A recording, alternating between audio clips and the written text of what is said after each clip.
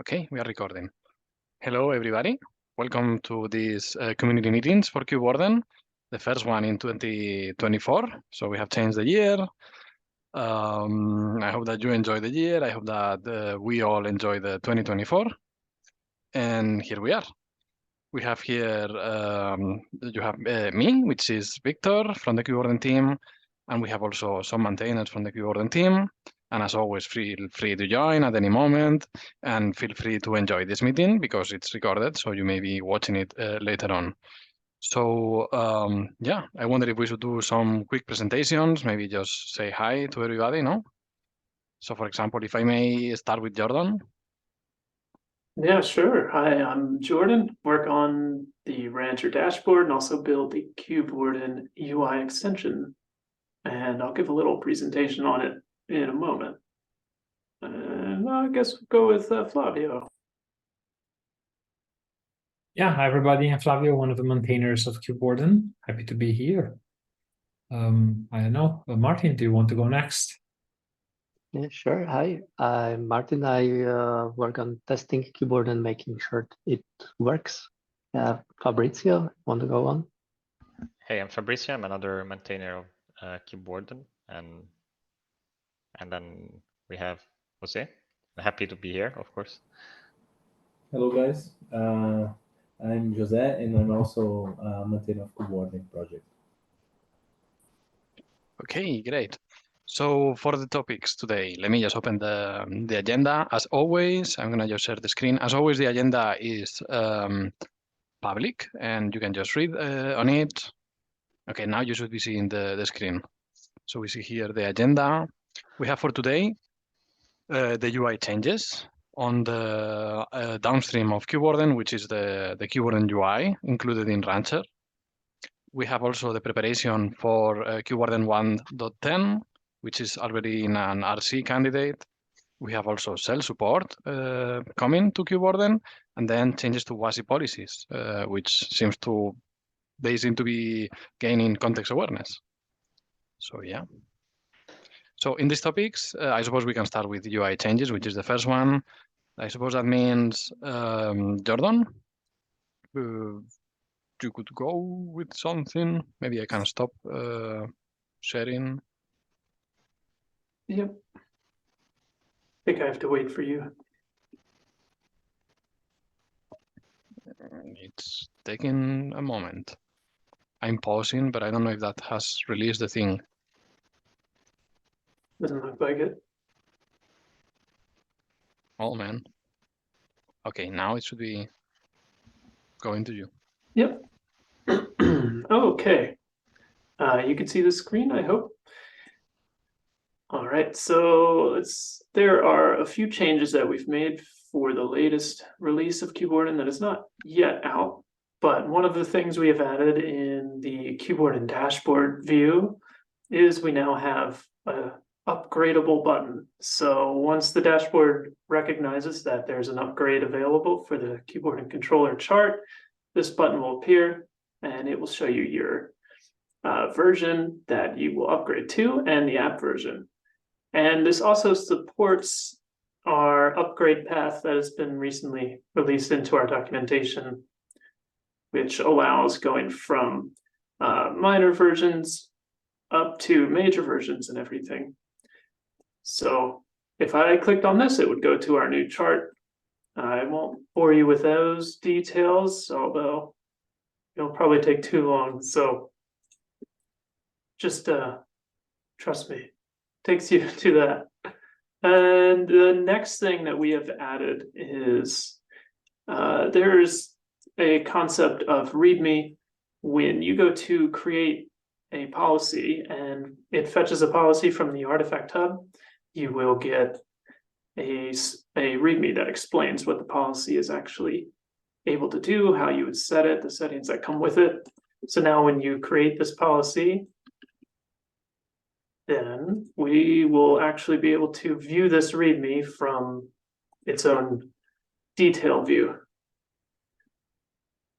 So in case you create a policy and you forget what it does, now you will have a little README tab that will show you exactly what it is. And in case you need to fix any settings, you will know where to go. And this will be released in the 1.3.3 patch release of the Kubewarden UI extension, which should be out within a week or two. And that's all I have. Great. This is great, and good additions. And this reminds me that if you are watching this call and you are part of the community, and maybe you are building something on top of Kubewarden, or you have something to share, or you would like to share something with us, the maintainers, you are feel free to join this call and showcase it to everybody. So yeah, with that call, I suppose we can move to the next topic. In this case, it would be Kubewarden 1.10, which is the RC1 for 1.10. We are still on RC process, and I don't know. I was thinking maybe Flavio, if you would like to talk a bit on what 1.10 entails. Sure, with pleasure. So I don't know if folks watching the recording also watched the previous community meeting. In the previous community meeting, we showed the results of some work that we have been doing to reduce the memory consumption of the policy server component of the Kubewarden stack. So with the next version of Kubewarden, so with 1.10, all these changes are going to be part of the release. So there are going to be, big memory savings for everybody. And also it will be faster to start the policy server. So the boot time is going to be reduced, which also means that the time to enforce the policy is going to be shorter than what is currently being experienced. Aside from that, we have also merged some changes coming from the community inside of the audit scanner and the Helm chart. For this one, I think the best person to talk about them is Victor, I think, because he's the one who has more understanding. Well, yeah, I did the last one, no? So maybe that's why. Maybe I need to share the screen. Maybe it's going to be faster. So if I share...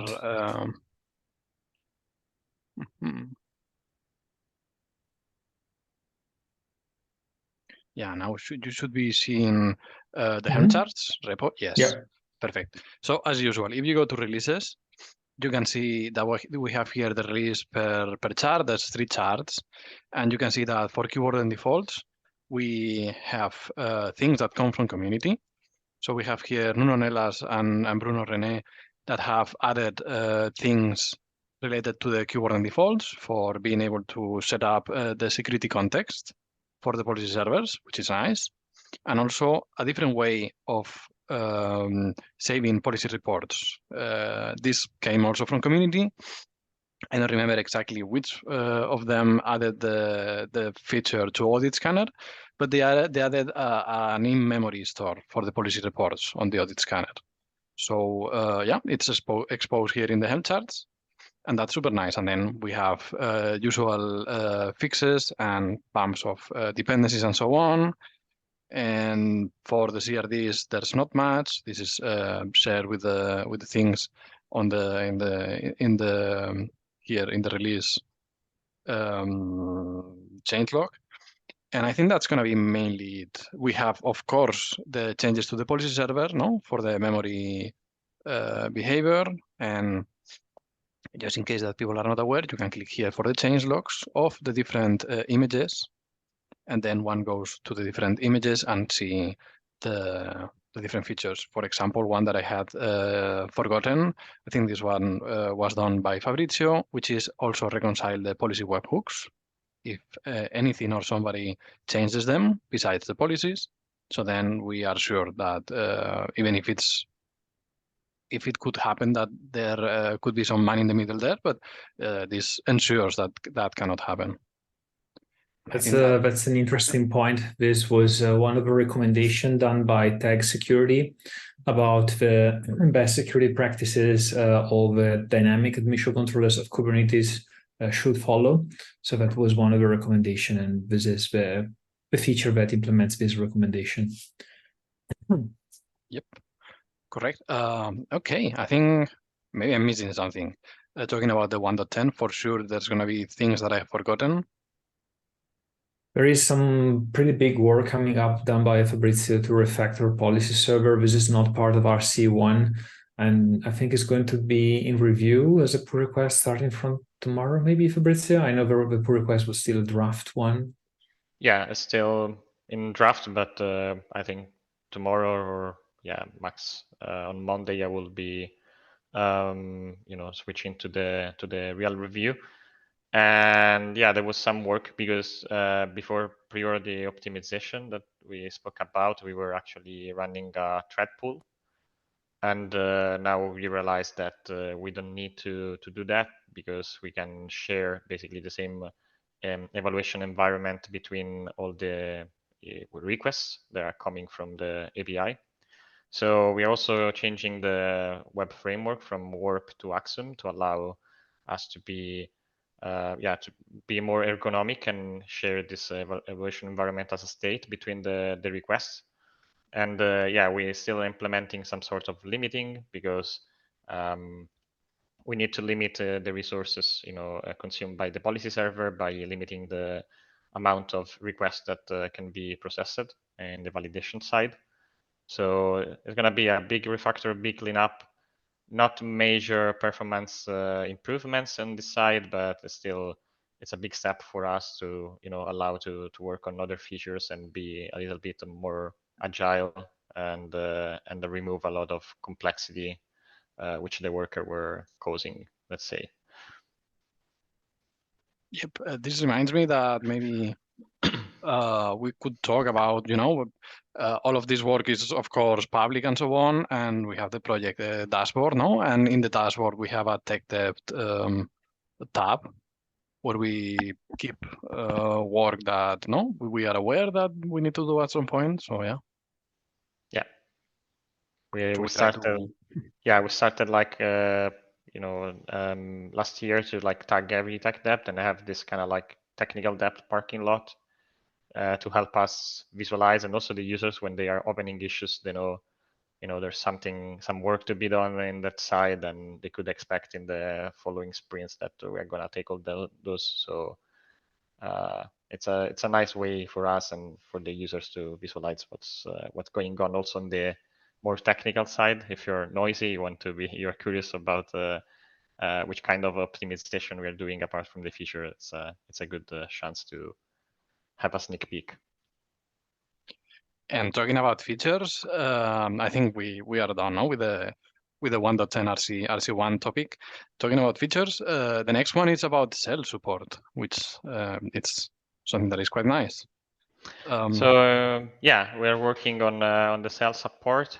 Cell is this language from Google that is going to be included in the form of cell expression in the new Kubernetes releases. Now it's in beta for 1.28, and they basically introduced the validating admission policy resource, which is like, as you can imagine, like a way to create policies within Kubernetes without using an admission controller, such as like Kubewarden.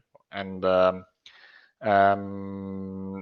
validating admission policy has the possibility to write those expression inside a YAML, and then the user can write like reject pods with certain labels and do similar policies. Why do we want to integrate with Kubewarden? The thing is, like, we could reuse the stack that we already have in place to run the same policies the user runs would run on the validating admission policy on the native Kubernetes, but on steroid. So by on steroid, I mean like they could use the context-aware resources, which is not a feature of Kubernetes. So you could query other resources to know more about other pods that are running, ingress configuration, and such. You could use SigStore, and so basically all the features that are available for the WPC policies right now will be also available for policies that written in Cell. And we are trying to be almost like feature complete. So trying to also, trying to be useful for those users that already are writing validating admission policies, but they want to just use Kubewarden for them. So basically, the spike that has been done is not already ready. It's more like a work in progress and some experimentation. We're trying to write like a policy which will act as a meta policy and will accept, as a settings the cell expression. And then, you could either use the same features that you would have in a validating admission policies in Kubernetes, or also like use our extension, such as like the context aware and such. And to do this work, we also realized that we could not compile the meta policy with the TinyGo, because there are some features, especially in the reflection side, that the TinyGo does not support yet. So we would like to, we were forced basically to use the official Golang that is notorious for like a big binary size, big WebAssembly size, but by stripping, there was some work in refactoring and stripping the SDK to the bare minimum, and then we obtained a policy that is like a few megabytes. So it's very promising. It's like in the order of 3 or 4 megabytes. So it would be as fast as the WPC policy.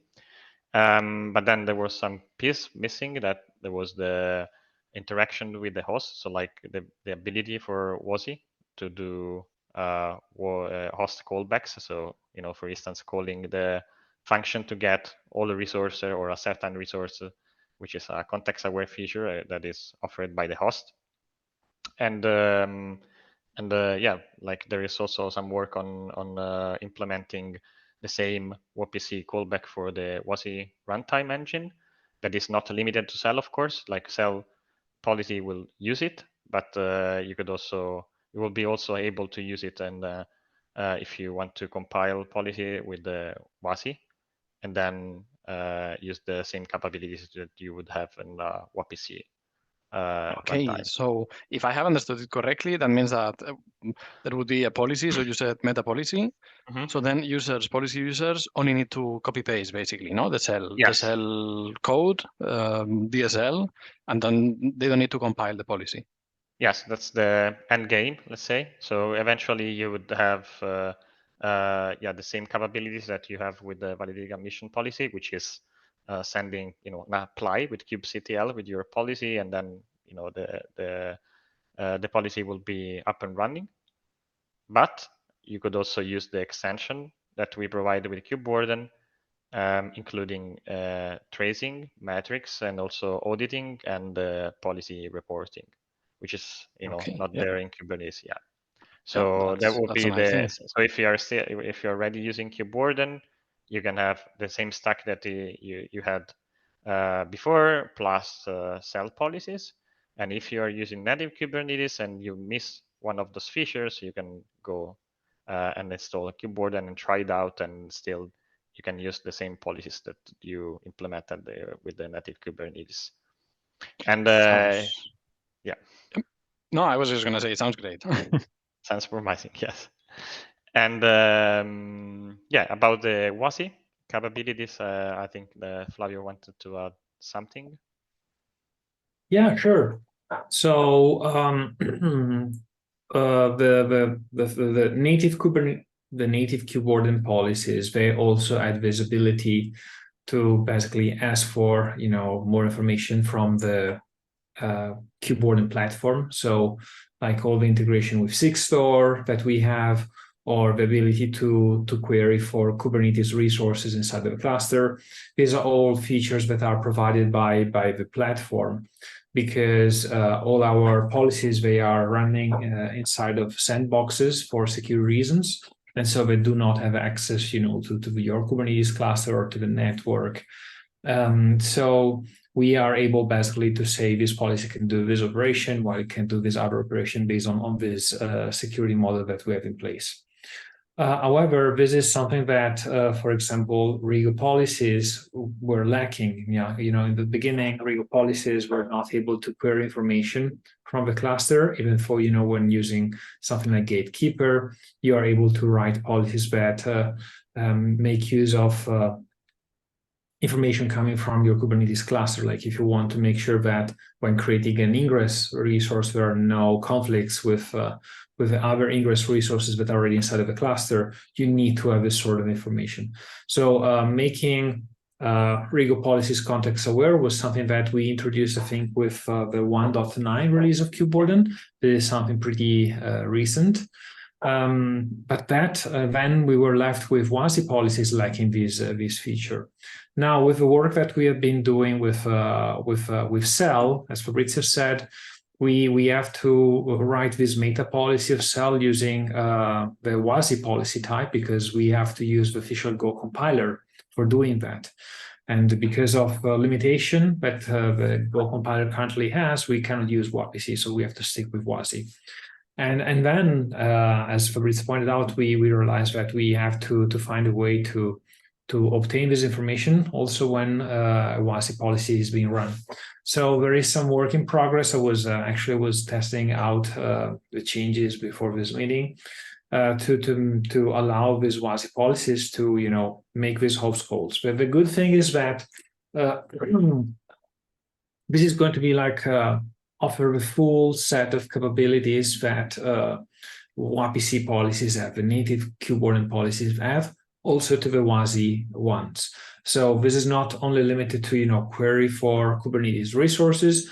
This also allows you to do like SIG-store, DNS lookups, any kind of API that we add to the platform is going to be available to WASI policies.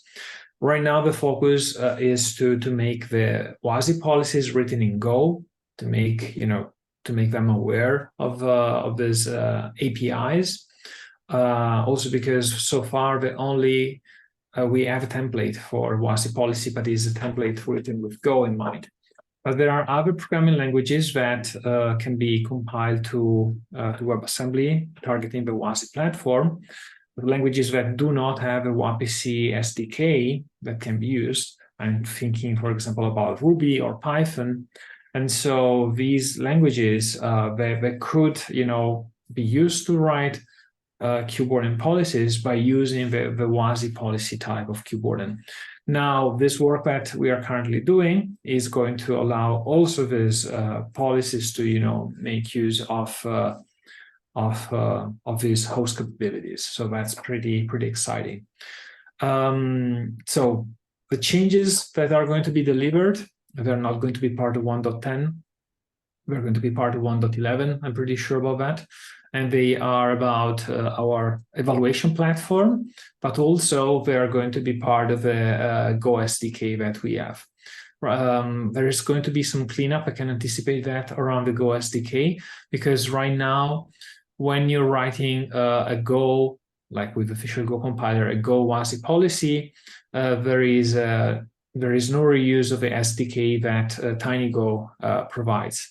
But this is going to change. We're going to use the very same SDK, and based on the compilation target, some bits of it are going to be changed. As Fabrizio kind of hinted, we have done some experiments with that.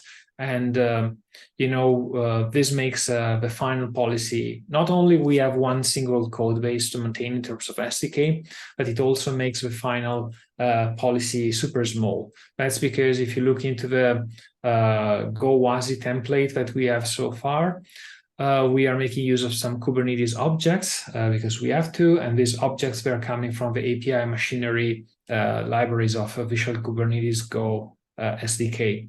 But these libraries are really massive and huge, and they make the final WebAssembly policy super big. The TinyGo policies are not making use of the API machinery SDK and similar because of limitation of TinyGo, and because many of the things that these types provide, they're not even useful to policy offers. So because of that, since a long time, we created this Kubernetes objects SDK that we are using for TinyGo, which is pretty small and allow us to produce small WebAssembly modules. So going back to what I was saying, the Go WASI template is also going to be using this Kubernetes Objects SDK, which leave us to super small binaries, because I think we go, correct me if I'm wrong, but we go from like 12 megabytes for a policy down to 3 megabytes. I think it was more like 20. Yeah, you're right. 20 megabytes. Yeah. Just for, yeah, and then we go down to 3 megabytes. And this is the cell one, which has a cell as a dependency with a lot of things being carried over that we cannot strip. I think the Go WASI template policy, which is really minimal, is going to be super small now with these changes. I can tell you exactly what the number is. If you... Yeah, that would be nice. About the cell, it's the cell interpreter, no? The one written in Go that goes inside of the policy and... Yes, Yeah. we're compiling the official one. We also had some experiment with some crates in Rust, but they are not complete yet. So at the end, we went for the for the full compatibility with the Golang one from Google. And also, maybe the user could be like curious why we are trying to strip this megabytes to the bare minimum. Flavio, if you want to. You can go ahead. I'm just going to give you the numbers now. So yeah, like we need basically like WebAssembly suffers a lot from big binary size. So we're gonna like either in the bootstrap and also during the execution, if you have like a big binary, like 20 megabytes is something which is really huge for WebAssembly. So by like reducing the size, we save memory, and we also increase the performances, like overall performances. So imagine you want your policy server to run a lot of policies, and they are big, then also like the memory will be the memory footprint will be much higher. So this is the main reason. Yeah, I cannot find the number for the tiny Go one, but for the bare minimum template we are down to 2.5 megabytes for the policy, which is not bad. Nope. Considering that there is the whole Go garbage collector and all the different things that are shipped inside of a policy that you can't get rid of. So yeah, that's pretty good. Another thing I wanted to add is like why we're doing a meta policy and we're not compiling cell to WebAssembly. So yeah, we had some idea about doing it. I think Flavio was experimenting that during the Christmas time, and so yeah, that could be an option, and maybe we could still try to do it. But we also received a lot of feedbacks, from some users. They wanted to use something easier than compiling like a policy and using the WebAssembly stack. So they would kind of like by doing this meta policy. But still, leveraging the WebAssembly stack, we can offer some sort of DSL, which is easier, like to do easy policy or policies that need to change a lot. So you don't want them to to end up in a OCI registry and then download that. So this could be like an option, and act as a DSL. So it could also be interesting for certain personas, certain actors that they want to use Kubewarden in a different way, and they don't want to be to become familiar with a language, like a programming language stack. So yeah, and basically the meta policy would have a value inside of the settings, which is like I don't know, named like expression, and in there you just copy and paste your cell statement in the same way as you do that with the validating admission controller of Kubernetes. So it's basically the same workflow. And this makes, really relevant of the optimization work that we have done before, because then we envisioned that there are going to be multiple instances of the same policy, like the meta policy, that is running, with different settings, because then inside of the settings you have different programs. And so all the work that we have done to reduce the memory consumption is going to really pay off when this scenario is going to come in place. Which is great. I mean, maybe no surprise, not to us, but yeah, it's great. Okay, Yeah. so about topics. That's the topics that we have today on the agenda. I wonder if we have any other topics from the people in the call. I suppose that means no for today. So yeah, you have just seen the first office hours of Kubewarden for 2024. I hope that we hope that the Oops. Looks like Victor dropped. Yeah. Sure. Okay, this is still being recorded. Okay, that's good. Yeah, let's give him some minutes. I think, in the meantime, I can remember everybody. This is a meeting open to everybody. Feel free to join and ask questions or share your experience with Kubewarden. Also, feel free to reach out to us on the Slack channel, on the Kubewarden Slack instance, where you can find all of us and you can ask questions and yeah. In the meantime, I see that Jose, you're now the host of the meeting, so I think you are the one who can also stop the recording, right? Yeah, I do that right now. So Good. bye-bye. Bye-bye. See you. Bye, folks. Yeah. Bye-bye. You. Bye.